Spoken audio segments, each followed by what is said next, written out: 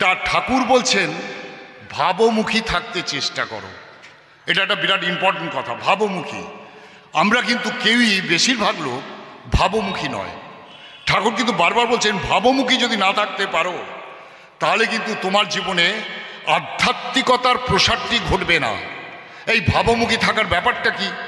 ভাবমুখী থাকলে কি হয় না, ভাববৃত্তি দেবতা আমার মধ্যে জেগে ওঠে।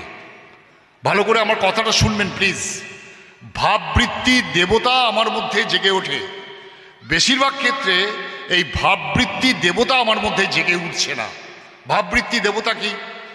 ঠিক যেরকম বসে আছেন বাড়িতে আমি সেইভাবে দেবো বলে তিনি ঠাকুর আপনার জন্যে একটা সুন্দর ঘর করলেন। সে তাকে কাঁচা বাড়িতে আপনার জন্য একটা পাকার ঘর করলেন, পয়সা জমিয়ে করে আপনার জন্য খাট চৌকি সব কিছু ব্যবস্থা করলেন। ব্যবস্থা করাতে তার বউ গেল রেগে। বউ বলছে আমাকে একটা ভালো নতুন কাপড় দিতে পারে না, খাবার জোগাড় করতে পারে না, ঠাকুরের জন্য এতখানি ব্যাপার, আবার ঠাকুরকে তামাক দেওয়া হচ্ছে। হ্যাঁ, ঠাকুর তামাক খাচ্ছে, তামাকের জন্য এত পয়সা দেয়, পেটের ভাতের জন্য কোনো পয়সা নেই, খুব নিপীড়ন দিচ্ছে। কিন্তু গুরুভাইটি কোনো উত্তর দেয় না। গুরুভাইটি চুপচাপ বসে থাকেন। তো হঠাৎ করে রাত্রে গুরুভাইটি রাগ করে বেরিয়ে গিয়ে রাত্রে, গভীর রাতে ভাবছে আজকে রাত্রে বাড়ি যাব না। তো রাগ করে বাইরে আছে। ওই মাটি স্বামীর জন্যে অপেক্ষা করে যতই কটু কথা বলুক, রাত্রি হলেই কিন্তু স্ত্রীর স্বামীর কথা মনে পড়বেই। লোকটা তো আর আসছে না, কোথায় গেল লোকটা তো আর আসছে না। এমন সময় দেখছে ওই ঠাকুর ঘর থেকে ক্যাঁচ আওয়াজ হচ্ছে। আমি কিন্তু গল্প বলছি না, কিন্তু এই সব ঐতিহাসিক সত্যতা আছে। আমি আগেই বলেছি আমি মানুষটা কিন্তু ভাববাদী নয়, আমি ভাববাদী হবার চেষ্টা করছি। আজকে খানিকটা হয়েছি কাকলিমার কীর্তনে, খানিকটা হওয়ার চেষ্টা করছি। তা আমি ওই ভদ্রলোক, তিনি ওই মাটি ভাবছে বাইরে থেকে কেন, ঘর থেকে কেন ক্যাঁচ আওয়াজ আসছে, তাহলে কি স্বামী ঢুকে গেছে, ঠাকুর ঘরে আছে, আমার ঘরে আসছে না বলে আস্তে আস্তে পা টিপে ঠাকুর ঘরের যেই দরজা খুলছে, দরজা খুলে দেখে বলবো কি আপনাদের কাছে, দেখছে ঠাকুর একদম দেহ নিয়ে, ঠাকুর তামাক খাচ্ছে, তামাকের ভুরভুরে গন্ধ আসছে। আর এইটা দেখেই মাটি চিৎকার করে অজ্ঞান হয়ে গেছে। সবাই ছুটে এসেছে, অজ্ঞান হয়ে গেছে, সবাই ছুটে এসেছে, মাটিকে ধরে তুলেছে। কি হয়েছে? দাদাটি বিশ্বাস করছে না, স্বামী বিশ্বাস করছে না, সত্যিই ঠাকুর বসেছিল। বলছে আলবাত বলছি ঠাকুর বসেছিল। দামোদর ঘোষ বলছেন যে ঠাকুর, এই ঘটনাটা কিন্তু আমাদের ওখানে অলৌকিক বলে প্রচারিত হয়েছে, এগুলো অলৌকিক ঘটনা। আর আপনি বলছেন আমাদের জীবনে অলৌকিক বলে কোনো ঘটনা নেই, আমার বুঝের মধ্যে নেই বলে অলৌকিক। এটা ঠাকুর না দেখলে আমার বুঝেও আসতো না, ঠাকুর না ধরলে। এই পৃথিবীতে সবই সম্ভব, কিছুই অসম্ভব নয়। এই লোহাকে সোনা করে দেওয়া সম্ভব, এটা বিজ্ঞানের কথা, আমার কথা নয়। কেন সম্ভব? সম্ভব একটাই কারণ পৃথিবীতে অলৌকিক বলে কিছু নেই, সবই লৌকিক। আসলে বিজ্ঞানটা আমার জানা নেই।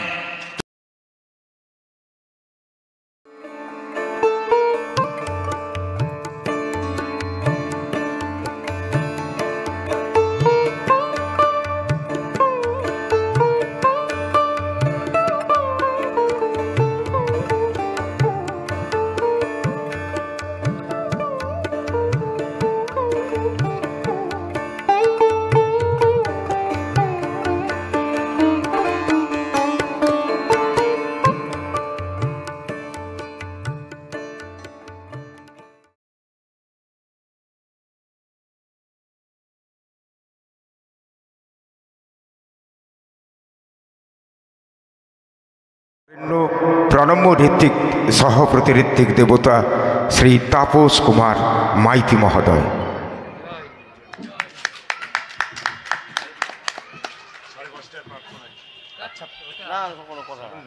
কোনো কথা নয়।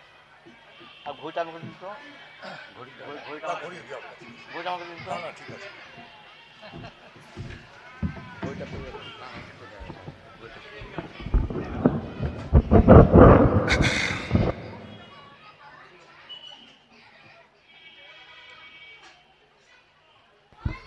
হ্যাঁ এবার ঠিক আছে।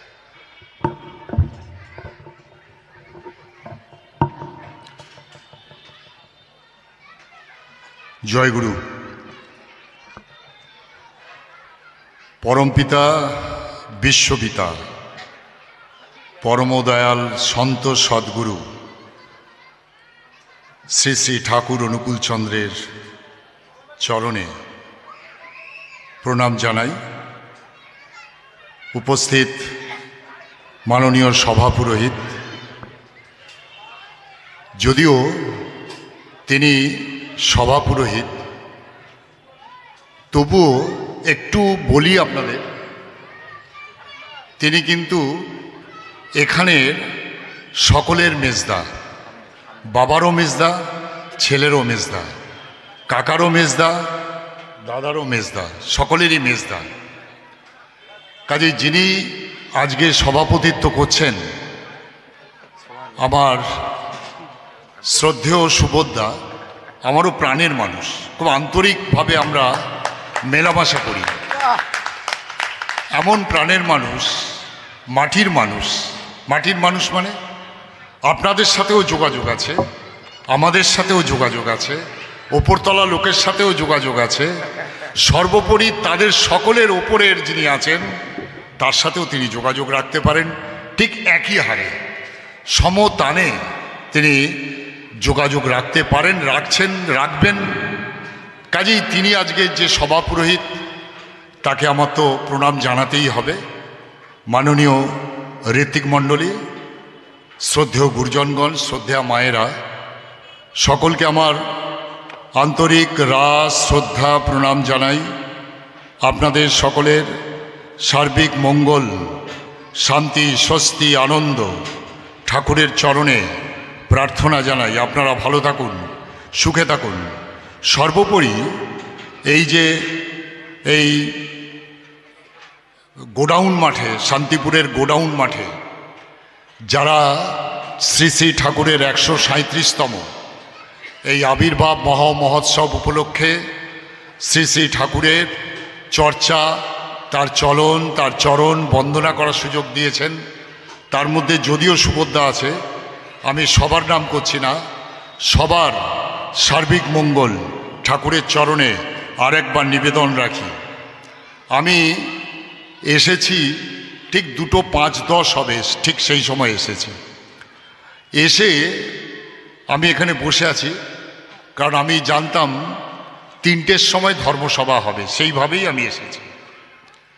আমি যখন এলাম দেখলাম আপনাদের এখানে কীর্তন করছেন, বা ওই পালা কীর্তন বলুন, আমি ঠিক বুঝি না, কাকলিমা বলতে পারবে আপনাদের কাছে। এই কীর্তনটি তিনি করছেন। প্রথমটা আমি গলাটাও চিনতে পারিনি, এবং ওনাকে দূর থেকে দেখছি তো বুঝতেও পারিনি। যদিও কাকলিমাকে আমি চিনতাম, উনি একটি আন্তর্জাতিক খ্যাতিসম্পন্ন মানুষ। শুধু ভারতবর্ষে নয়, ভারতবর্ষের বাইরে গিয়েও উনি গান কীর্তন শুনিয়ে এসেছে, এটা জানি। তা সেই জন্যে প্রথমটা চিনতে পারিনি। তারপরে কাছে এসে খানিকটাও দূর থেকেও চিনতে পারছি না, কারণ এই আলো সেরমভাবে ছিল না। কাকলিমাকে জানি একা গান করে। কাকলিমার পাশে যে মেয়েটি আছে, এই মেয়েটিকে তো আমি কোনোদিন দেখিনি, চিনিই না, জানিই না। তারপরে আমি অনুভব করলাম বা বুঝতে পারলাম আমার বুদ্ধিমত্তা দিয়ে, এই মেয়েটি নিশ্চয়ই কাকলিমায়ের মেয়ে। তারপরে দেখলাম এটি যন্ত্র বাজাচ্ছে একটি মেয়ে, তার সাথেও আমি একটা লিঙ্ক আপ করার চেষ্টা করলাম। হ্যাঁ, মিলে যাচ্ছে, মা মেয়েদের সাথে মিলে যাচ্ছে, দুটি মেয়ে মা। এবং এমন কীর্তনে আপনাদের ভাব সৃষ্টি করেছে, আমি অবাক হয়ে সেই ভাবে ভাবিত হয়ে গেলাম। আমি অবাক হয়ে ওই কীর্তনের ভাবে ভাবিত হয়ে গেলাম। আমি ভাবছি 3টের সময় কাকলিমা যখন ঠাকুরের জন্মলীলা শুরু করেছে, আমি তখন দেখছি 2:45 বাজে, তো শেষ করতে পারবে না, শেষ করতে পারবে না। তা আমি কাউকে কিছু বলিনি। আমি বললাম ঠিক আছে, মানুষের যে ভাবটি এসছে, এই ভাবটি নষ্ট করাটা ঠিক হবে না, আমি নষ্টও করতে চাইনি। কাকলিমা ভাবতে পারে তাপসদা এসে গেল, আমার গানটা ছোট হয়ে গেল, তা কিন্তু নয়। তাহলেও ধন্যবাদ দিচ্ছি। এই 2.5 ঘন্টা, 2টো থেকে 4:30 অবধি, তার আগে হয়তো শুরু হয়েছে, 2.5 ঘন্টা কন্টিনিউ কথা বলা, এ তো আমার দ্বারা হবে না। আমি তো 8 ঘন্টা পর হাঁপিয়ে যাব, গলা বসে যাবে, জল খেতে হবে। কাকলিমা জল টল না খেয়ে গিয়েছে। মা মেয়ে মিলে আপনাদের কীর্তন শুরু করেছে একটা অদ্ভুত, আপনারাও তখন অনেক মানুষ ছিল, আপনারাও কীর্তনে ভাবিত হয়ে গেছেন।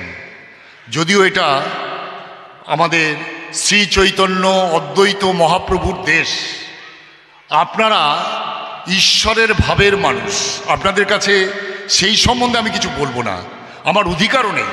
আমি যদি বলতে যাই মার কাছে মাসির গল্প হবে, বাতুলতা হবে, সে দুঃসাহস আমার নেই, আমি সেটা করছি না। আমি শুধু ভাবছি যে না, কীর্তনটা শেষ হলে তবেই বোধহয় হওয়া উচিত। তারপরে আবার ভাবছি এই কীর্তনটা হয়ে গেলে তো লোকজন চলে যাবে। যাই হোক, আপনারা কিছু বসে আছেন, ধন্যবাদ। লোকজন তো চলে যাবে। সারাদিনের প্রোগ্রামে দেখা গেছে যে ওই প্রার্থনার পর আর লোক থাকে না, যখন আলোচনা হয় লোক থাকে না, লোক ওই আলোচনা শোনে না, লোক কিন্তু কীর্তনটা শোনে, ভালো করে মন দিয়ে শোনে, হাত তোলে, নাচে। মায়েরা অনেক নেচেওছে, দাদারাও নেচেছে, আমি দেখেছি নেচেছে। এর একটা মাদকতা আছে, একটা ভাব আছে। এই ভাবটাকে আমি নষ্ট করতে চাইনি, কারণ ঠাকুরের একটা কথা আছে, ঠাকুর বলছেন তুমি ভাবমুখী থাকতে চেষ্টা করো। এই কথাটা আমার মনে পড়ে গেল, তাই আমি বলতে এসেছিলাম এক, বলছি অন্য কথা। এই তার জন্যে দায়ী কিন্তু কাকলিমা, উনি কিন্তু আমাকে এই কথাগুলো বলতে বাধ্য করেছে। তো যাই হোক, ঠাকুর বলছেন ভাবমুখী থাকতে চেষ্টা করো। ভাবমুখী ব্যাপারটা কি? ভাবমুখী ব্যাপারটা কি? ভাবমুখী এই কথাটা মনে পড়তেই যখন সুবোধদা, গোপালদা এরা বলছে 4টে অবধি করবো, তারপরে আলোচনা হবে, কেউ বলছে একটা দ্বন্দ্বীবৃত্তি হয়ে গেল। আমি বললাম যে না না, আমার কোনো ব্যাপার নেই। সুবোধদা বলছে আপনি রাত্রে থাকবেন, তো আমি রাত্রে থাকবো কেন? আমার তো 8:55 ট্রেন আছে। আপনি যদি প্রার্থনার পরও শুরু করেন, আমি কথা বলে ইজি ট্রেন ধরে চলে যেতে পারবো, আমি ডিস্টার্ব করতে চাইনি। পরবর্তীকালে ইনারা একটু ঠিকঠাক করে বোধহয় ঠিক করলেন না, 4:30 শেষ হবে, 4:30 পর আলোচনা সব হবে, তারপরে প্রার্থনা হবে। প্রার্থনার টাইম যদিও 5:30 আছে। আমি সুবোধদা মানে সভাপতিকেও বলছি, সঞ্চালককেও বলছি, যদি কথা বলতে বলতে আমার 5:30 হয়ে যায়, আপনারা আমাকে থামিয়ে দেবেন, আমি কিচ্ছু মনে করব না। কারণ যে ভাব, যে কথা আপনাদের কাছে আপনারা ভরপুর হয়ে গেছেন, আমি একটু ওপরে একটু বেশি করে, যেহেতু প্রোগ্রামটা আছে আমি একটু বেশি করে দিই। তা ঠাকুর বলছেন ভাবমুখী থাকতে চেষ্টা করো। এটা একটা বিরাট ইম্পর্টেন্ট কথা, ভাবমুখী। আমরা কিন্তু কেউই, বেশিরভাগ লোক ভাবমুখী নয়। ঠাকুর কিন্তু বারবার বলছেন ভাবমুখী যদি না থাকতে পারো, তাহলে কিন্তু তোমার জীবনে আধ্যাত্মিকতার প্রসারটি ঘটবে না। এই ভাবমুখী থাকার ব্যাপারটা কি? ভাবমুখী থাকলে কি হয় না, ভাববৃত্তি দেবতা আমার মধ্যে জেগে ওঠে। ভালো করে আমার কথাটা শুনবেন প্লিজ। ভাববৃত্তি দেবতা আমার মধ্যে জেগে ওঠে। বেশিরভাগ ক্ষেত্রে এই ভাববৃত্তি দেবতা আমার মধ্যে জেগে উঠছে না। ভাববৃত্তি দেবতা কি? ঠাকুর, এই যে ছবি, বড় বড় পপুলার ছবি, জনপ্রিয় ছবি। আর ঠাকুর এইভাবেই বসে থাকতেন, বসে থেকে এই রকমভাবে সামনে মানুষজন থাকতেন, সামনে একটু ফাঁকা জায়গা থাকতো, ডান দিকে দাদারা কি, বাঁ দিকে মায়েরা, এরকম একদম ডিভিশন। মানে ঠাকুরের কাছে বসলে বোঝা যায় ডিসিপ্লিন কি। আর ডিসিপ্লিন কথা থেকে ডিসাইপল এসছে। ডিসাইপল কিন্তু কখনো ডিসিপ্লিন ব্রেক করে না, কখনোই ডিসিপ্লিন ব্রেক করে না। তা ঠাকুরের কাছে অটোমেটিক একটা ডিসিপ্লিন তৈরি হয়ে যেত। দাদারা মায়েরা বসে আছে। একটি দাদা খুব অভাবী গরিব চাষি, তিনি ঠাকুরের কাছে এলেন। ঠাকুরের কাছে এসে ঠাকুরকে বলছেন, ঠাকুর আমার মেয়ের বিয়ে বড্ড অভাব। কাকলিমা বলছিল না ঠাকুরের কাছে কি চাইতে এলে ঠাকুর তাকে টাকা চেয়ে বসতেন। তা ঠাকুরের কাছে এসছেন, ঠাকুর বলছে, ঠাকুরকে বলছেন, ঠাকুর আমার মেয়ের বিয়ে, কিছু পয়সা কড়ি তো একদম নেই, কি করে করব? ঠাকুর বলছেন তুই করিস কি? বলে ঠাকুর আমি চাষবাস করি। তো জমি কত? বলে সামান্য, বাড়ির সামনে সামান্য একটু জমি চাষ আছে, জমি আছে, তাতেই যা চাষ করি, তাতে তো সারা বছরে খাওয়াই জোটে না। তা মেয়ের বিয়ে লেগেছে, কি করে দেবো? ঠাকুর বলছেন তুই, ঠাকুর কথাটি পাত্তা দিলেন না, ওই দাদার অভাবটি শুনলেন না। ঠাকুর বলছেন দেখ আমি অনেক দিন না কুমড়ো খাইনি, তুই আমাকে কুমড়ো খাওয়াতে পারিস? আর কিছু বললেন না, শুধু কুমড়ো খাওয়ার কথা বললেন। তো উনি, ঠাকুর কুমড়ো খেতে চেয়েছে, উনি তো নিজেকে খুব হীন মানুষ মনে করেন, আর ঠাকুর স্বয়ং ভগবান বলে মনে করেন। ভগবান তার কাছে কুমড়ো খেতে চেয়েছে, তার একটা শরীরের মধ্যে একটা অন্যরকম শিহরণ ঘটে গেল, ওই ভাববৃত্তি দেবতা জেগে গেল, শিহরণ ঘটে গেল। বলল ঠিক আছে ঠাকুর, খাওয়াবো। বাড়িতে গিয়ে বউ, ছেলে, মেয়ে সকলে মিলে ঠাকুর কুমড়ো খেতে চেয়েছেন, কুমড়োর চাষ করতে শুরু করলো। কুমড়ো অনেক ফলন ফলল। ছেলে, মেয়ে, বউ, স্বামী সবাই মিলে মাথায় করে ঠাকুরের কুমড়ো নিয়ে দিয়ে চলে গেল একদম দেওঘর আশ্রমে। সোজা কুমড়ো নিয়ে হাজির হলো। হাজির হওয়াতে ঠাকুর তো খুব আনন্দ। ঠাকুর বলছে কিরে কুমড়ো এনেছিস? বলে হ্যাঁ কুমড়ো এনেছি ঠাকুর। বলছে আপনি খেতে চেয়েছেন, কুমড়ো এনেছি। বলছে যা যা যা তুই বড় মাকে দিয়ে আয়, আজকে বলবি পুঁই ডাঁটা দিয়ে কুমড়োর চচ্চড়ি করতে, অনেক দিন খাইনি, আজকে খাবো। বলাতে বড় মার কাছে দিয়ে আসালো পুঁই ডাঁটা দিয়ে কুমড়োর চচ্চড়ি। দাদাটিও বেশ আনন্দে আছে। দাদাটি আনন্দ বেশ কয়েকদিন ঠাকুরের কাছে থেকে গেলেন। ঠাকুরের কাছে গেলে আমরা সাধারণত 3 দিনের আগে আসি না, কারণ নিয়মই আছে গুরুগৃহে নাকি 3 দিন থাকতে হয়। তাহলে 3 দিন তো থাকলোই, আরও 3 দিন থেকে গেল 7 দিন। 7 দিন পরে ওনার স্ত্রী বলছে আগো কুমড়ো হচ্ছে কিনা দেখতে হবে তো, নাহলে কুমড়ো তো চুরি হয়ে যাবে। বলে হ্যাঁ তাহলে বাড়ি যাওয়া যাক। এইবার ঠাকুরের কাছে পারমিশন নিয়ে বাড়ি এসে দেখলো কুমড়োয় 6 লাখ হয়ে গেছে। কুমড়ো বিক্রি করতে লাগলো। কুমড়ো এত বিক্রি করতে লাগলো, বিক্রি করতে করতে পরমপিতার কি দয়া, তার কিন্তু মেয়ের বিয়ের সব ব্যবস্থা হয়ে গেল। মেয়েটার বিয়ে নিশ্চিন্তে হয়ে গেল। ভদ্রলোক, ওই চাষি ভদ্রলোক গুরুভাই আমাদের, তিনি চিঠি লিখলেন ঠাকুরের কাছে, ঠাকুর আপনার আশীর্বাদে আমার মেয়ের বিয়ে হয়ে গেল। এইবার ঠাকুরের কাছে আপনাদের প্রশ্ন জাগতে পারে, আমারও প্রশ্ন জেগেছে। আমি তো ভাববাদী নই, আমি ভীষণ বাস্তববাদী লোক। ঠাকুরকে সবসময় আমি কম্প্যারেটিভ স্টাডি করি, জানেন তো, কম্প্যারেটিভ স্টাডি করি। বাস্তব জীবনে ঠাকুরের প্রয়োগ কতখানি। আমাদের নিত্য অভাব, দারিদ্র, প্রবৃত্তি নিত্য আমাদের কিন্তু সঙ্গী, নিত্য সঙ্গী। লোভ, মোহ, কাম, এইগুলো তো আমাদের চালাচ্ছে। এইগুলো তো মন শুধু নয়, আমাদের শরীরটাও বৃত্তির শরীর। তাহলে এইখানে দাঁড়িয়ে আমার প্রশ্ন হলো যে এই ঘটনাটার মধ্যে কতখানি গল্প আছে, কতখানি বাড়ানো কথা আছে, কতখানি ঠাকুরকে প্রচার করা হচ্ছে, আর কতখানি বাস্তবতা আছে, এইটা আমি ভাবতে চেষ্টা করলাম। ভাবতে ভাবতে একটি ঘটনাও ঠাকুরের কাছে ঘটে গেল, সেটা জানলাম। ঘটনাটা কি, 1960 সাল। এটা পৌষ মাস। কালকে তো বোধহয় কালকে পৌষ সংক্রান্তি, পরশুদিন মাঘ পড়ে যাবে। ঠিক ফাল্গুন মাসে 1960 সাল ঠাকুর দেওঘরে বসে আছেন। দেওঘরে বসে আছেন নৈহাটি থেকে দামোদর ঘোষ, তিনি মাথায় একটা বোঁচকা নিয়ে ঠাকুরের কাছে গেছেন। বোঁচকাটা নামাতেই ঠাকুর বলছে রে কি আছে? বলছে ঠাকুর রাত্রে বড় মা স্বপ্ন দিয়েছেন, এই ঠাকুরের জন্যে কালকে 100 খানা গামছা আনবি।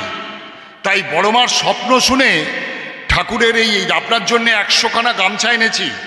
ওই স্বপ্নের মধ্যে আপনি আমাকে চেয়েছেন, তাই আমি 100 খানা গামছা আপনার জন্য এনে দিয়েছি। বলে বড় বউয়ের আর খেয়ে দে কাম নেই, স্বপ্নের মধ্যে তোকে গামছা চাইলো, এই 100 খানা গামছা দিয়ে 100 লোককে মুছিয়ে দেওয়া যাবে। বলছে হ্যাঁ ঠাকুর মুছিয়ে দেওয়া যাবে। বলার পর ওই দামোদর ঘোষ বলছে ঠাকুর আমাদের ওখানে একটা অলৌকিক ঘটনা ঘটে গেছে। বলে কি অলৌকিক ঘটনাটা কি? বলছে আমাদের ওখানে একটা কার্পেন্টার ছিল, ছুতোর মিস্ত্রি ছিল। সেই ছুতোর মিস্ত্রি আপনার দীক্ষা নিয়েছে, আপনার নাম নিয়েছে, কিন্তু সে খুব গরিব, তার খুব অভাব। তার স্ত্রী তাকে নিত্য পীড়ন দেয়। বলে হ্যাঁ অভাবে কিভাবে চলবো। আর তার খুব ইচ্ছে হয়েছে বাড়িতে একটা ঠিক ঠাকুর ঘর করবে। আর ঠাকুর ঘর ওই সিংহাসন নয়, ঠিক ঠাকুর যেভাবে খাটে বসে থাকেন, চৌকিতে বসে থাকেন, উনি চিন্তা করলেন আমি একটা ঠাকুরের জন্য খাট করব, চৌকি করব, তার মধ্যে তাকিয়া দেবো, গদি দেবো, তাকিয়া দেবো, হুঁকো দেবো, এবং ঠাকুর যেন একরকম ঠিক যেরকম বসে আছেন বাড়িতে আমি সেইভাবে দেবো। বলে তিনি ঠাকুর আপনার জন্যে একটা সুন্দর ঘর করলেন। সে তাকে কাঁচা বাড়িতে, আপনার জন্য একটা পাকার ঘর করলেন, পয়সা জমিয়ে করে আপনার জন্য খাট, চৌকি সব কিছু ব্যবস্থা করলেন। ব্যবস্থা করাতে তার বউ গেল রেগে। বউ বলছে আমাকে একটা ভালো নতুন কাপড় দিতে পারে না, খাবার জোগাড় করতে পারে না, ঠাকুরের জন্য এতখানি ব্যাপার। আবার ঠাকুরকে তামাক দেওয়া হচ্ছে, হ্যাঁ, ঠাকুর তামাক খাচ্ছে, তামাকের জন্য এত পয়সা ব্যয়, পেটের ভাতের জন্য কোনো পয়সা নেই, খুব নিপীড়ন দিচ্ছে। কিন্তু গুরুভাইটি কোনো উত্তর দেয় না, গুরুভাইটি চুপচাপ বসে থাকেন। তো হঠাৎ করে রাত্রে গুরুভাইটি রাগ করে বেরিয়ে গেছে, বেরিয়ে গিয়ে রাত্রে, গভীর রাতে ভাবছে আজকে রাত্রে বাড়ি যাব না। তো রাগ করে বাইরে আছে। ওই মাটি স্বামীর জন্যে অপেক্ষা করে করে যতই কটু কথা বলুক, রাত্রি হলেই কিন্তু স্ত্রীর স্বামীর কথা মনে পড়বেই। লোকটা তো আর আসছে না, কোথায় গেল লোকটা, লোকটা তো আর আসছে না। এমন সময় দেখছে ওই ঠাকুর ঘর থেকে ক্যাঁচ ক্যাঁচ আওয়াজ হচ্ছে, ক্যাঁচ ক্যাঁচ আওয়াজ হচ্ছে, ক্যাঁচ ক্যাঁচ আওয়াজ হচ্ছে। আমি কিন্তু গল্প বলছি না, কিন্তু এই সব ঐতিহাসিক সত্যতা আছে। আমি আগেই বলেছি, আমি মানুষটা কিন্তু ভাববাদী নয়, আমি ভাববাদী হবার চেষ্টা করছি। আজকে খানিকটা হয়েছি কাকলিমার কীর্তনে, খানিকটা হওয়ার চেষ্টা করেছি।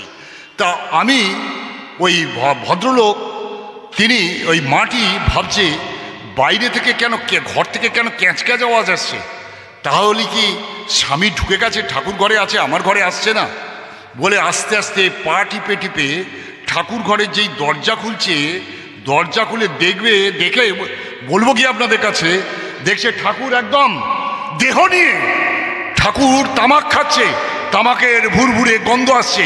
আর এইটা দেখেই মাটি চিৎকার করে অজ্ঞান হয়ে গেছে। সবাই ছুটে এসেছে, অজ্ঞান হয়ে গেছে, সবাই ছুটে এসেছে, মাটিকে ধরে তুলেছে। কি হয়েছে? দাদাটি বিশ্বাস করছে না, স্বামী বিশ্বাস করছে না, সত্যিই ঠাকুর বসেছিল। বলছে আলবাত বলছি, ঠাকুর বসেছিল, ঠাকুর বসেছিল। দামোদর ঘোষ বলছেন যে ঠাকুর, এই ঘটনাটা কিন্তু আমাদের ওখানে অলৌকিক বলে প্রচারিত হয়েছে, এগুলো অলৌকিক ঘটনা। আর আপনি বলছেন আমাদের জীবনে অলৌকিক বলে কোনো ঘটনা নেই, আমার বুঝের মধ্যে নেই বলে অলৌকিক। এটা ঠাকুর না দেখলে আমার বুঝেও আসতো না, ঠাকুর না ধরলে। এই পৃথিবীতে সবই সম্ভব, কিছুই অসম্ভব নয়। এই লোহাকে সোনা করে দেওয়া সম্ভব, এটা বিজ্ঞানের কথা, আমার কথা নয়। কেন সম্ভব? সম্ভব একটাই কারণ, কারণ পৃথিবীতে অলৌকিক বলে কিছু নেই, সবই লৌকিক। আসলে বিজ্ঞানটা আমার জানা নেই। তো এই দামোদর ঘোষ তিনি অবাক হয়ে গেছেন, এবং ঠাকুর যে ওখানে ক্যাচকুচ করে আছেন সেটা কিন্তু দেখে অবাক হয়ে গেছেন। তাই এইবার দামোদর ঘোষ বলছে ঠাকুর, এ তো অলৌকিক ব্যাপার। এই আর ঠাকুর বলছেন এর মধ্যে অলৌকিকত্ব কিছু নেই। এইবার দামোদর ঘোষ বলছে আরও একটা ঘটনা আছে ঠাকুর, এটাও একটা অলৌকিক ব্যাপার। বলে কীরকম? বলছে আমার বাড়ির পাশে একটি মেয়ে গলায় দড়ি দিতে গেছে, গলায় দড়ি দিতে গিয়ে জঙ্গলে গেছে, গলায় দড়ি দিতে, দড়ি নিয়ে গেছে, বললো ঠাকুর স্বামী ছেলে বউ রইল, গলায় দড়ি দিয়ে ফাঁস দিয়েছে। মা ঠাকুর বলে চেঁচিয়ে ফাঁসটা পড়েছে। এমন সময় একজন কালো মতন দীর্ঘদেহী লোক সামনে যে লোকালয় ছিল, লোকালয় গিয়ে বলছে ওখানে একটা মৃতদেহ পড়ে আছে, যাও। এইবার মৃতদেহের কাছে লোকজন ছুটে এসেছে, গলায় দড়ি দিয়েছে বউটা, ছুটে এসে দেখছে গলার ফাঁসটা কাটা, আর বউটা অজ্ঞান হয়ে পড়ে আছে। জল টল দিয়ে তাকে বাঁচানো হলো, জল টল দিয়ে বাঁচানো হলো। প্রশ্ন করছে দামোদর ঘোষ, বলছে এগুলো তো সব অলৌকিক ঘটনা। বলছে যে না, ঠাকুর বলছেন এগুলো অলৌকিক ঘটনা নয়, আসলে তোমার মধ্যে ভাববৃত্তির দেবতা জেগে উঠেছে। যার মধ্যে ভাববৃত্তির দেবতা জেগে ওঠে তার পক্ষে এইগুলো কিন্তু লৌকিক। ঠাকুরকে প্রশ্ন করা হয়েছিল, ঠাকুর বিপদে পড়ে যখন আপনাকে ডাকি আপনি কি আমাদের ডাক শুনতে পান? ঠাকুর বলছেন তোমার অন্তরের দেবতা যদি শুনতে পায় তাহলে আমার শোনার সামিল হয়। এই অন্তরের দেবতাকে কিন্তু আমাদের জাগিয়ে তুলতে হবে। এই জন্যেই কিন্তু আমাদের মধ্যে যে ভাবটি আছে ঠাকুরালি ভাব, এটা নষ্ট করলে চলবে না। যতই বাস্তববাদী হই, ভাবটাও কিন্তু বাস্তব। ভাব ছাড়া কিন্তু কোনো বাস্তবতা মেটেরিয়ালাইজেশন হয় না, এটা কিন্তু আপনাদের সামনে বলে গেলাম। দেখুন, আমি বললাম ভাবের কথা, আমি আবার বললাম বাস্তববাদী কথা। আমার এই মুহূর্তে মনে পড়ছে শ্রদ্ধেয় প্রবোধচন্দ্র মিত্রদার কথা। প্রবোধচন্দ্র মিত্রদা তিনি আমাকে বলেছিলেন, দেখো ঠাকুর প্রথম জীবনে কীর্তন করেছেন, প্রচুর কীর্তন করেছেন, কিন্তু দেওঘরে আসার পর ঠাকুর কিন্তু একদম কীর্তন করেননি, কীর্তন বন্ধ করে দিয়েছেন, কীর্তন বন্ধ করে দিয়েছেন, কীর্তন করেননি। দেওঘরে এসে তিনি শুধু আলোচনা করেছেন, আলোচনা করছেন, কর্মী পাঠিয়েছেন, কর্মী দল সৃষ্টি করেছেন। কারণ পৃথিবীর যে ভয়াবহ দিন আসছে, সেই ভয়াবহ দিনটাকে বাঁচাতে গেলে এই যে এত মানুষ, তাদেরকে বাঁচাতে হবে। ঠাকুর বলছেন হাকের মাথায় লোক পাওয়া যাবে না, রক্তের স্রোত পেরিয়ে যেতে হবে। আপনারা যারা ইন্টারনেট ঘাটেন, আমি ইন্টারনেটে অত পটু নয়, এই তাপস, সুপন, তনয় এরা খুব পটু, এরা যারা আছে ইয়ং ছেলেরা এরা খুব, এদের আমি খুব হিংসে করি যে এরা সারা কি সাংঘাতিক ইন্টারনেট চালায়। এই যে আমাদের তপন সেনদার ছেলে, এ তো একদম মাস্টার ছেলে হয়ে গেছে, একেও আমি দেখি এরা খুব সাংঘাতিক ইন্টারনেট চালায়, এদের হিংসে করি, আমি খুব হিংসে করি। কারণ আমি ইন্টারনেটে দেখলাম একটা ভবিষ্যবাণী আছে পৃথিবীর ওপর, একটা ভবিষ্যবাণী আছে। ভবিষ্যবাণীটা কি বলি, ভবিষ্যবাণীটা কি? ভবিষ্যবাণীটা হচ্ছে 2025 সাল বড় ডেঞ্জারাস সাল। কি হবে? যেমন আমাদের পৃথিবীব্যাপী একটা যুদ্ধের মহড়া শুরু হয়ে গেছে। কোথায়? ইউক্রেন রাশিয়া, আবার ইসরায়েল গাজা, এগুলো তো হচ্ছেই। বলছে এই পৃথিবীতে 2025 সাল পড়লেই ভূমিকম্প হবে। তিব্বতে হয়ে গেছে, দেখে নিলাম, তিব্বতে হয়ে গেছে ভূমিকম্প, নেপালে তিব্বতে হয়েছে। শুধু তাই নয়, অনেক প্রাকৃতিক ঝঞ্ঝা আসবে, অনেক মহামারী আসবে। কি MBPU একটা বাচ্চাদের এসে গেছে, ওটাও কিন্তু এসে গেছে। এখন আবার মাস্ক নেওয়া শুরু হচ্ছে, সবাই মাস্ক নিতে শুরু করছে। যদিও ভারতবর্ষে এখনো সেইভাবে মহামারী আসেনি, 2025 সাল কিন্তু সেইভাবে আসবে। অনেক যুদ্ধ বিগ্রহ আরও লাগবে, আরও যুদ্ধ বিগ্রহ লাগবে। মূল ক্ষতিটা কি হবে? মূল ক্ষতিটা হবে মানুষের ক্ষয় হয়ে যাবে, মানুষ অনেক কমে যাবে। কিতে? যুদ্ধবিগ্রহে ক্ষইবে, ভূমিকম্পে ক্ষইবে, প্রাকৃতিক ঝঞ্ঝাতে ক্ষইবে, এইভাবে মহামারীতে ক্ষইবে, প্রচুর মানুষ কমে যাবে। এই অবস্থায় দাঁড়িয়ে আসলে ওই ভাবটাকে কি জাগিয়ে রাখা যায়? যায় কি? যায় কি? আমি গতকাল একটা সৎসঙ্গে ছিলাম গড়িয়ায়, গড়িয়া এক মায়ের স্মৃতিতর্পণ। মা মারা গেছে 40 বছর আগে, তার সন্তান স্মৃতিতর্পণ করছেন। তিনি বলছেন, বুঝলেন তাপসদা, আপনি তো এরকম কথাগুলো বলছেন, আমরা যখন বাড়ি 45 সালে ওই পূর্ব বাংলা থেকে, বরিশাল থেকে কলকাতায় আসি, নাকতলা এক মাসির বাড়ি থাকি, কখনো বেলগাছিয়া এক পিসির বাড়ি থাকি, এইভাবে আমাদের জীবনযাপন কাটছে। চিন্তা করুন, আমাদের গৃহ নেই, গৃহ ছেড়ে এসে গেছি। এই অবস্থায় আমাদের সেই ভাবটা কোথায় থাকবে? বিশ্বাস। কি কষ্ট করে আমার মা বাবা লোকের বাড়িতে রেখে পড়িয়ে মানুষ করেছে। তখনও আমি দীক্ষা নিইনি। আমি যখন MA পরীক্ষা দিই, আমার বাবা মা বলছে, তোর MA পরীক্ষা দিয়ে কি হবে, তোর এত কষ্ট, তুই আগে দীক্ষা নে, দীক্ষা নিয়ে দেখ ঠাকুর কি করতে পারে, দেখ ঠাকুর কি করতে পারে, দেখ। বলে সেই দীক্ষা নিলাম। দীক্ষা নেওয়ার পর আমার মা বাবা একটা দিকেই খালি অনুপ্রেরণা দিয়েছে। এখনকার মা বাবা কিন্তু তা দেয় না, বলে এই ছেলেটাকে লেখাপড়া শেখাচ্ছে, আমার একটা কন্ডিশন আছে। কন্ডিশনটা কি? বড় হয়ে 1 লাখ টাকা মাইনে পাবে এবং আমাকে রাজার মতো রাখবে।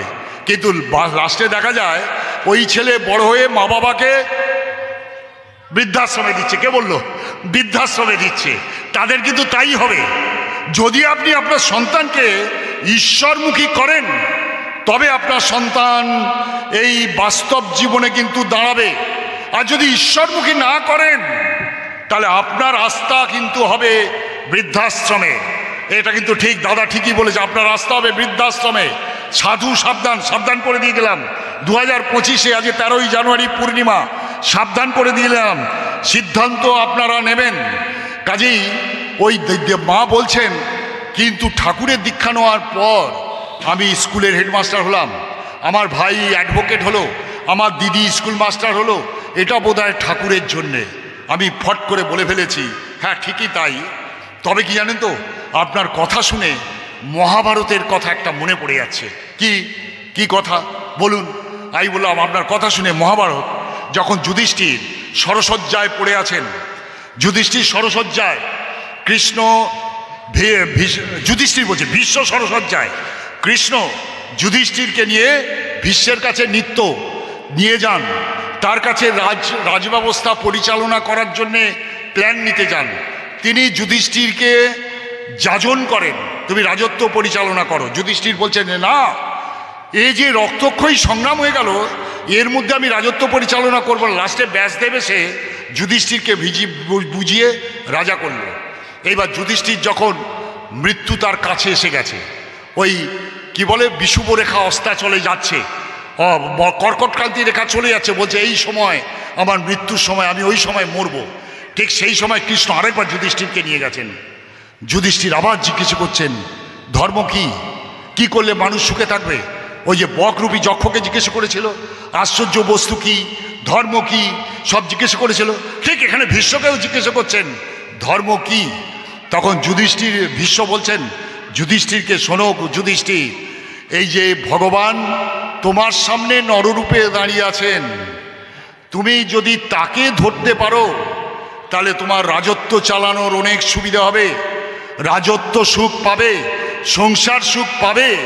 বড় সাংঘাতিক কথা বলেছেন, সব কিছু পাবে যদি কৃষ্ণকে তুমি ধরে রাখতে পারো জীবনে। এর প্রশ্নে আপনার আমার সাথে কোনো অমত নেই, দ্বিমত নেই। দ্বিমত করলো যুধিষ্ঠির। যুধিষ্ঠির কি বললো জানেন? আমার গায়ের লোম খাড়া হয়ে গেছে। যুধিষ্ঠির বলছেন, শুনুন পিতামহ, ঈশ্বরকে আমি আমার নিজের কাজের জন্যে ধরবো না। আমি যেটুকুন ধর্ম করি আমার অন্তরের শুভ প্রেরণা থেকে করি। আমি কোনো লোভে ঈশ্বরকে ধরবো না, কারণ আমার অন্তরে আছে আমার শুভবোধ। আমি সেই শুভবোধ থেকে আমি শুভ কাজ করে যাব। এইটা যদি ধর্ম হয় আমি এই ধর্মই করব, এই কৃষ্ণটা আমি করব, এই অনুকূলনা আমি করব। আজকে এই মানুষটির অভাব হয়ে গেছে, অন্তরের শুভ প্রেরণা আমাদের আর কারুর কিছু নেই। আমরা সকলেই চেষ্টা করছি যে কিভাবে দু পয়সা বাগিয়ে নিজেকে একটু ভালো রাখবো, একটু গাড়ি চড়বো, বাড়ি চড়বো, ভালো খাবো। লোভ আমাদের বেশি, সাংঘাতিক লোভ বেশি। জানেন তো, আমরা বৃত্তি প্রবৃত্তির শরীর, লোভ বড় সাংঘাতিক। একটা গল্প বলি আপনাদের কাছে, তারপরে এই প্রসঙ্গে যাচ্ছি। আকবরের সবাই আপনারা জানেন, বীরবল বলে তার হিন্দু একজন সভাসদ ছিল, বড় সাংঘাতিক সভাসদ। বীরবলকে একদিন আকবর জিজ্ঞেস করছে, আচ্ছা বীরবল, বলতে পারো এই পৃথিবীতে সবচেয়ে নিকৃষ্ট বস্তু কি? বীরবল বলে, হ্যাঁ মহারাজ, কালকে আমি নিয়ে আসবো। বলে, কালকে নিয়ে আসতে পারবে তো? বলে, হ্যাঁ আমি নিয়ে আসবো। বলে, ঠিক আছে, কালকে নিয়ে এসো। পরের দিন বীরবল সবাই গেছেন, আকবর বসে আছেন। কি বীরবল, তোমাকে খালি হাত দেখছি, তুমি যে বলেছিলে যে সবচেয়ে নিকৃষ্ট বস্তু আনবে, তুমি কি আনোনি? তখন বীরবল বলছে, হ্যাঁ মহারাজ এনেছি। বলে, কই দেখাও, সবচেয়ে নিকৃষ্ট বস্তু দেখাও। বীরবল সঙ্গে সঙ্গে তার জিভটা বার করে দিয়েছে। বলছে, জীব সবচেয়ে নিকৃষ্ট বস্তু? বলে, হ্যাঁ মহারাজ, জীব সবচেয়ে নিকৃষ্ট বস্তু। বলে, কীরকম? এই জীব দিয়ে আমরা অখাদ্য কুখাদ্য খাই, স্বাদ নেই, মাছ মাংস ডিম পেঁয়াজ রসুন মদ আরও কত কি খাই। মানে খাওয়া চিনে গেলে, খাবার দেখলে আপনার অবাক হয়ে যাবেন। সুনীল গাঙ্গুলি একটা চীনে গিয়ে লেখা পড়ছিল, বলছে ওখানে সব মাংস দিয়েছে, কোনো মাংস বাদ নেই। আমি শুধু আপত্তি করেছি বাঁদরের মাংস খাবো না, কারণ বাঁদর আমার পূর্বপুরুষ ছিল। মানে চিন্তা করতে পারেন তাদের খাদ্য কি, তাদের খাদ্য কি। পৃথিবীতে এই সবটাই কিন্তু জীব দিয়ে, জীবের স্বাদের জন্য আমরা খাই। আমরা কিন্তু শরীরের জন্য খাই না, জীবের স্বাদের জন্য খাই। আবার দেখুন, এই জীব দিয়ে এমন একটা কথা বলি, মানুষ সুইসাইড করতে চলে যায়। বলি তো, মানুষ তো, আমরা বলি তো, জীব দিয়ে এমন কথা, স্ত্রীকে বললাম স্ত্রী সুইসাইড করলো, এমন কথা স্বামীকে বললাম স্বামী সুইসাইড করলো, এমন কথা মাকে বললাম মা সারা রাত্রি কেঁদে চোখের জল হলো। হয়তো বলে, হ্যাঁ, কাজেই জীব সবচেয়ে নিকৃষ্ট বস্তু, কারণ জীব মৃত্যুর কারণ হয়। আকবর বলল, ঠিক বলেছ, তোমার যুক্তি ঠিকই আছে, কোনো অসুবিধে নেই। বলে, তাহলে বীরবল, তুমি কালকে তাহলে আমার জন্য এই পৃথিবীর সবচেয়ে উৎকৃষ্ট বস্তু আনবে? বলে, হ্যাঁ মহারাজ, কালকে আনবো আমি। পরের দিন বীরবল আবার এসছে। আসার পর আকবর বলছেন, কি বীরবল, তোমায় খালি হাত দেখছি, তোমার যে কথা ছিল আজকে তোমার উৎকৃষ্ট বস্তু আনবে। বলছে, হ্যাঁ মহারাজ এনেছি তো। বলে, কই দেখাও। তখন বীরবল আবার জিভটা বার করে দিয়েছে, জিভটা বার করে দিয়েছে। বলছি, জীব আবার উৎকৃষ্ট বস্তু হলো? বলে, হ্যাঁ মহারাজ, কালকে বললে জীব নিকৃষ্ট বস্তু, আজকে বলছি উৎকৃষ্ট বস্তু। বলে হ্যাঁ মহারাজ, জীব সবচেয়ে উৎকৃষ্ট বস্তু। বলে কীরকম? এই জীব দিয়ে আমরা সত্তা পুষি, আহার গ্রহণ করি, আমার জীবনটাকে টিকিয়ে রাখি এই জীব দিয়ে খাদ্য খানা খেয়ে। বলছে হ্যাঁ, এই জীব দিয়ে মানুষকে ধর্মের কথা বলি, এই জীব দিয়ে মানুষকে আনন্দ দিই, এই জীব দিয়ে মানুষকে বেঁচে থাকার রসদ দিয়ে দিই। তাহলে জীব আমাদের উৎকৃষ্ট বস্তু নয় কি? আকবর মাথাটা নিচু করে দিয়েছেন। সত্যি বীরবল, তোমার যে এই বাস্তব সম্বন্ধে তোমার যে ধারণা, এই ধারণায় আমি অভিভূত হয়ে গেছি। ঠাকুর অনুকূলচন্দ্র সেই কথাটাই বলছেন, প্রবৃত্তি কখনো তুমি সংহার করতে যেও না, প্রবৃত্তিকে নিয়ে ভয় পেও না। মনে পড়ছে যোগানন্দ বলে ঠাকুর রামকৃষ্ণের একটা শিষ্য ছিল, তার প্রচণ্ড কামের উদ্বেগ হতো, প্রচণ্ড কামুক ছিল। সে ভাবলো কামটাকে কি করে দমন করব। 15 বছর বয়স তার, দক্ষিণেশ্বরে আছে, সে থাকে আড়িয়াদহতে, দক্ষিণেশ্বরে হেঁটে হেঁটে রোজ ঠাকুরের প্রেমে পাগল। কিন্তু এত কামুক ছেলেও ঠাকুরের প্রেমে পাগল। ঠাকুরের কাছে এসেছে একজন হঠযোগী, এসেছে হঠযোগী, হঠযোগ দেখাচ্ছে। দেখাতে দেখাতে ওই যোগানন্দ ভাবলো যে হঠযোগ করে বোধহয় আমি আমার প্রবৃত্তিটাকে দমন করতে পারবো। তিনি গিয়েছেন, গিয়ে ওই হঠযোগটা শিখছেন। শিখতে শিখতে রামকৃষ্ণ ঠাকুর যোগানন্দকে ডাকলেন, ওরে যোগানন্দ শোন, ওই হঠযোগ যদি করিস তাহলে তোর মনটা শরীরমুখী হয়ে পড়বে। ঠিক ঠাকুর যে কথাটা বললেন, মনকে গেরুয়া, শরীরকে গেরুয়া রংচঙে সাজাতে ব্যস্ত হও না, তাহলে মন শরীরমুখী হয়ে পড়বে। ঠাকুর রামকৃষ্ণদেব ঠিক যোগানন্দকে ওই কথাটাই বললেন। কি বললেন? হঠযোগ ফটযোগ সেনোগরা, ওই কালী সাধক সে এই তুলসী মালা দিয়ে এই করবে ওসব না। তবে হ্যাঁ, দ্রব্যগুণ একটা আছে, সেটা আলাদা ব্যাপার। কিন্তু ঈশ্বরকে তুমি ঘুষ দিয়ে তুমি জয় করবার চেষ্টা করছো, কিন্তু হয় না, তুমি অধঃপাতে চলে যাবে, ওইভাবে হয় না। কিন্তু যোগানন্দ দেখছে, বলে তাহলে ঠাকুর কিভাবে? বলে নাম কর, নাম কর, নামেই কাম দমন হবে, নাম কর। তো নাম উনি করছেন, বলছেন নাম করলে যদি কাম দমন হয় তাহলে হলধরী সে তো কোথায় তার প্রবৃত্তিকে জয় করতে পারছে না। এই এত লোক নাম করছে, কই প্রবৃত্তি কোথায়, কে জয় করেছে? আবার একদিন দক্ষিণেশ্বরে হঠযোগী এসছে, সে হঠযোগীর কাছে এইবার যোগানন্দ বলছে না, হঠযোগ করে আমার কামকে আমার দমন করতে হবে।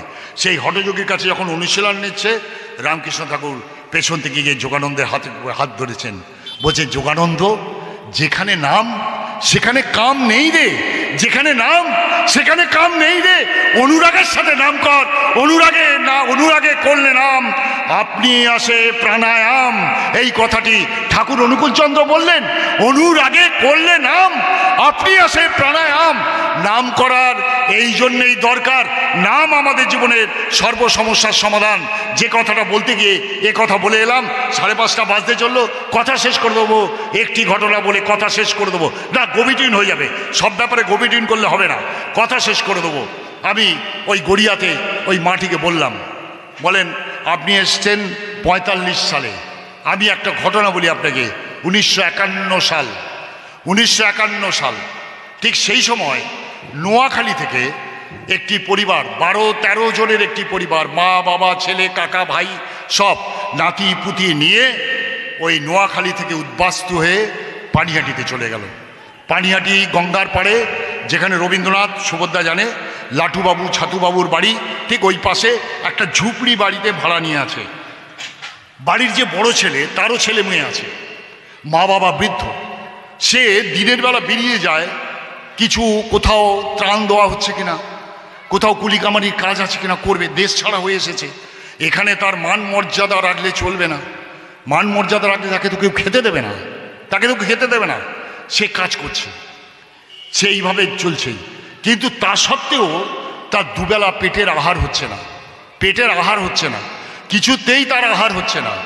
সে চিন্তা করছে যে কিভাবে সংসারটাকে দাঁড় করাবো। ভাই আছে, কাকা আছে, বাবা আছে, মা আছে, গিয়ে বার করবো, নিত্য যাচ্ছে, কিছু জোগাড় করছে বা সারাদিনের জোগাড় করতে পারছে না। এই অবস্থা একদিন ঘরে ঢুকেছে, কিছু না পেয়ে ঘরে ঢুকেছে, দেখছে একজন সৌম্যকান্তি পুরুষ, তিনি ধুতি পাঞ্জাবি, ঠিক হাফাতা পাঞ্জাবি আর কালো পাড় ধুতি পরে বসে আছে। তো দেখে সঙ্গে সঙ্গে ওনার বউ ওটাকে টেনে নিয়ে চলে গেলেন, বলে শোনো উনি কিন্তু সৎসঙ্গে ঋত্বিক, ঠাকুর অনুকূলচন্দ্রের ঋত্বিক, উনি এসছেন দীক্ষা দিতে। আর যেই বলছে দীক্ষা দিতে, ওর ছেলেটি তেলে বেগুনে জ্বলে উঠেছে, দুবেলা খাবার জন্য না, দীক্ষা দীক্ষা তোমার পেটের ভাত দেবে, প্রশ্ন করছে। আরে আস্তে আস্তে আস্তে, এমন সময় চেঁচামেচি শুনে মা বাবা ছুটে এসছে, বলছে আরে করো কি করো কি, দীক্ষা তো ভালো জিনিস, দীক্ষা নেওয়া দরকার, দীক্ষা ভালো জিনিস, দীক্ষা নেওয়া দরকার। বলছে দীক্ষা নিয়ে কি হবে, আমাদের অভাব জুটবে, দেখছে ঘর বলি চাকদায় উপনিবেশ, বিধান রায় উপনিবেশ করছেন চাকদায়, চাকদায় বিভিন্ন জায়গায় উপনিবেশ করছেন বিধান রায়, মানে ওই পূর্ব বাংলার, পূর্ব পাকিস্তানের মানুষের জন্যে, তখন কিন্তু বাংলাদেশ নয়, পূর্ব পাকিস্তানের মানুষের জন্যে বাংলার দরজা খুলে দিয়েছেন, জমি ছেড়ে দিয়েছেন, উপনিবেশ করছে। উনি ওই চেষ্টা করছেন যদি চাকদায় উপনিবেশটা পাওয়া যায়, চেষ্টা করছেন অন্তত মাথা গোজার একটা ঠাঁই হবে, ওটা পার্মানেন্ট ঠাঁই হবে, কলোনি, কলোনিতে থাকা যাবে। এই অবস্থায় বলছে কবে, বলে করো কি করো কি, তো বুঝে টুঝে রাজি করালো, বলে ঠিক আছে দীক্ষা নেবো।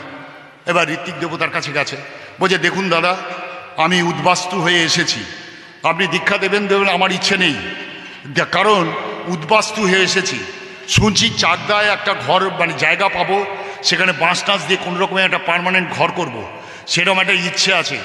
তখন এখন দীক্ষা টিক্ষা নিয়ে তখন ওনার কথা কেড়ে নিয়ে ঋত্বিক দেবতা বলছে আমিও কিন্তু নোয়াখালীর লোক, আসলে গৃহহারা যে কত কষ্ট, স্বজন পরিজন হারিয়ে যখন রাস্তায় দাঁড়াবো তার যে কষ্ট, এই কষ্টটা আমি বুঝি গো, আমি বুঝি, কারণ আমিও কিন্তু গৃহহারা, কিন্তু গৃহহারা হয়েও আমি কিন্তু মাথায় আমার ঠিক ছাদ আছে, মাথায় একটি হাত আছে।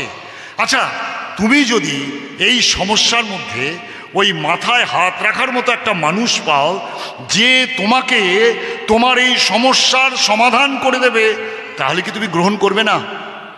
তখন ছেলেটি বুঝলো, বলে ঠিক আছে দীক্ষা নেবো, দীক্ষা নেবো, তাহলে দীক্ষা নেবো, এই যদি হয় তাহলে দীক্ষা নেবো।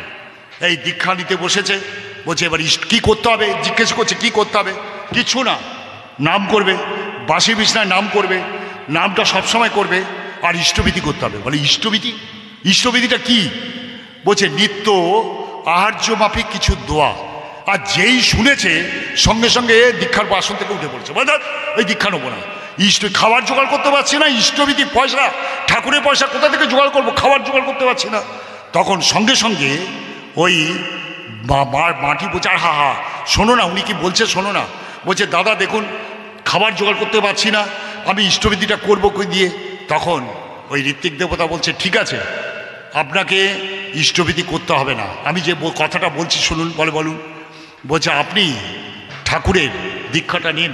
এই থামিয়ে দেবো, দীক্ষাটা নিন, এই কথাটা বলে থামিয়ে দেবো, আপনাদের অনেক সময় নিয়ে নিচ্ছি।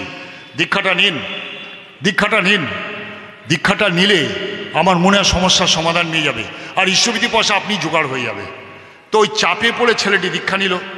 ছেলেটি দীক্ষা নেওয়ার পর ছেলেটি এবার একটা অ্যাভিনিউ পেল, আমি আপনাদের লোভ দেখাচ্ছি না, ছেলেটি পেল, তার কর্মে পেল। কি পেল না, চাকদায় জমি পাবে। এইবার চাকদায় চলে গেল, ওই রকমভাবে বাড়ি ভাড়া করে জমি টমি করে সে একটা মাথা গোজার ঠাঁই করলো।